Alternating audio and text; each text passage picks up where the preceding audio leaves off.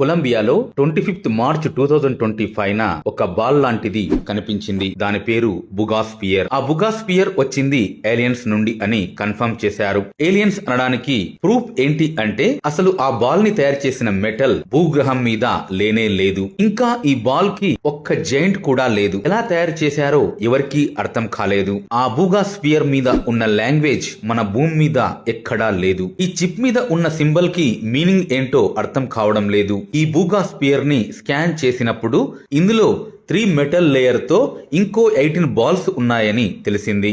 ఈ స్పియర్ నుండి కొన్ని వైబ్రేషన్ సిగ్నల్స్ వస్తున్నాయి. కానీ ఈ బాల్లో ఎలాంటి జీపీఎస్ కంట్రోల్ యూనిట్ లాంటిది లేదు. ఆ సిగ్నల్స్ ఎవరు పంపిస్తున్నారో తెలుసుకోవడం చాలా కష్టం.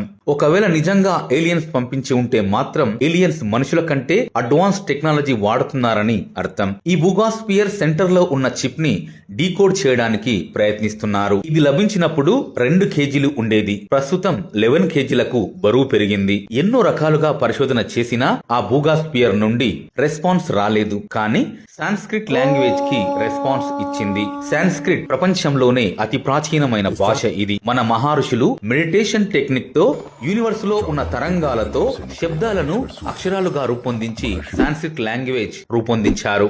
బ్రెయిన్ డెవలప్మెంట్ కు కూడా సాంస్క్రిట్ లాంగ్వేజ్ ఉపయోగపడుతుందని ఎన్నో పరిశోధనల్లో తేలింది. మెక్సికన్ సైంటిస్టులు సంస్కృత మంత్రాలను పఠించినప్పుడు భగవద్గీతలోని జగా జగా హి ధర్మస్య శివ యజుర్ మంత్రం కరుణావతారం బుగాస్పియర్ రెస్పాన్స్ ఇచ్చింది. మన వేదాలు అలాగే మంత్రాలన్నీ కూడా సంస్కృతంలోనే ఎందుకుంటాయో ఇప్పుడు మీకు అర్థమయ్యిందా? అంటే ఈ విశాల విశ్వంలో ఎవరినైనా కాంటాక్ట్ కావాలంటే సంస్కృతంలోనే కాంటాక్ట్ అవ్వాలి. చూశారా, మన మహర్షులు మరెవరో కాదు, సైంటిస్టులు. ఓం నమ శివాయ అని కామెంట్ చేయండి.